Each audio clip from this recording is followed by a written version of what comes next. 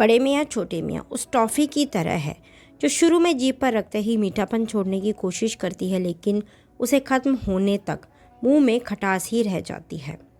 बड़े मियाँ छोटे मियाँ की शुरुआत में भारत का एक ज़रूरी हथियार चोरी हो जाता है। चुराने वाला खुद को परले बताता है, कहता है कि इसका इरादा पूरे हिंदुस्तान को घुटने पे लाने का है। ऐसे में इंडियन फोर्स अपने 2 कोर्ट मार्शल हुए जवानों को बुलाती है। फिरोज़ और राकेश इनके ऑफिशियल नाम हैं, लेकिन सब उन्हें फ्रेडी और रॉकी बुलाते हैं। एक मिशन की वजह से उनके नाम से बड़े मियाँ और छोटे मियाँ भी जुड़ जाता है। खैर, ये दोनों कैसे उस हथियार को वापस लाएंगे, इसमें ऐसा क्या है कि पूरे हिंदुस्तान पर खतरा मंडरा रहा है, यही फिल्म की कहानी है। अली अब्बास जफ़र ने अपनी फिल्म में 2 एलिमेंट्स को साथ लेकर चले हैं। पहला है अक्षय कुमार और टाइगर श्रॉफ और दूसरा है एक्शन और कॉमेडी। कुछ हद तक इन दोनों चीज़ों में कामयाब भी हुए हैं और कमी भी छूट गई है। अक्षय और टाइगर ऐसे ऑफिसर बने हैं जिनका आपस में लव हेट टाइप रिलेशनशिप है। दोनों एक दूसरे पर तंज कसते रहते हैं, टांग खींचते हैं, लेकिन मिशन के लिए हमेशा साथ हो जाते हैं। फिल्म के फर्स्ट हाफ में जैसे कॉमेडी पंचेस थे, वो अपना काम भी करते हैं, बस उनके साथ एक मसला है। फ्रेडी और रॉकी अपना एक मिशन शुरू करने वाले हैं, तब टाइगर का किरदार रॉकी से कहता है कि मैं पबजी शुरू करता हूँ। फ्रेडी तुरंत पलटकर कहता है चाइनीज़ गेम देशद्रोही। मिशन पूरा होता है। रॉकी कहता है कि पबजी ने 16 मारे, फौजी ने कितने मारे। आपको याद आता है कि कोरोना पैंडमिक के दौरान पबजी को बैन कर दिया गया था। तब अक्षय ने फौजी नाम का एक गेम शुरू किया था, बस ये उसी का कॉल बैक था। खैर, एक और जगह फ्रेडी फिर हेरा फेरी के राजू वाला पोज देता है। एक जगह टाइगर कहते हैं कि टेररिज्म में भी नेपोटिज्म होता है। वहाँ मौजूद सभी लोग उन्हें देखने लगते हैं। ऐसे सीन्स पर कोई हंसी तो आती है, लेकिन फिर लगता है कि यहाँ ह्यूमर निकलवाने के लिए मेटा रेफरेंसिंग का इस्तेमाल हुआ है, यानी किरदार की जगह एक्टर पर कमेंट्री कर के ऑडियंस से रिएक्शन निकलवाना चाहिए। अक्षय की जितनी भी पॉपुलर कॉमेडी फिल्में हैं, वहाँ अक्षय पर कमेंट नहीं किया गया, बल्कि उनके किरदार की दशा दिखाई, जिससे ऑर्गेनिक ढंग से कॉमेडी निकली। एक्टर पर कमेंट्री करने से आप ऑडियंस और किरदार के बीच कोई ब्रिज बनने ही नहीं देते हैं। आपका दर्शक कहानी में इन्वेस्ट होना चाहता है और तभी आप चुटकी बजाकर कहते हैं कि ये तो एक फिल्म है। दूसरा पक्ष है फिल्म का एक्शन। फिल्म में कुछ कूल एक्शन सीक्वेंस है जहाँ हीरोइज्म का अच्छे ढंग से इस्तेमाल किया गया है।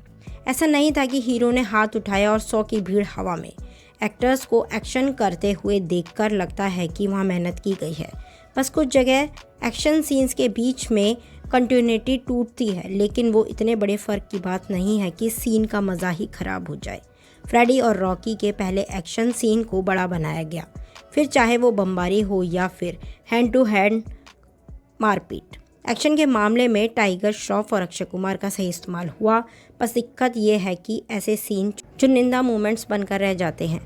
अक्षय कुमार समेत फिल्म से जुड़े काफ़ी लोगों ने अपने इंटरव्यू में कहा था कि हॉलीवुड वाले नैरेटिव से पक गई कि दुनिया पर मुसीबत आए तो अमेरिका फर्स्ट हम करके आगे आ जाता है।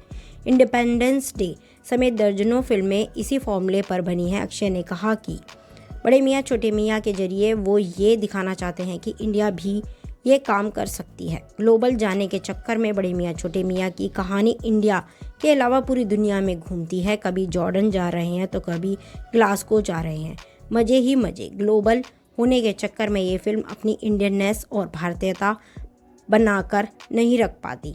हम देखते हैं कि हमारी जैसी चमड़ी वाले लोग हमारी जैसी भाषा बोल रहे हैं। इसके अलावा सब कुछ बाहर का लगता है।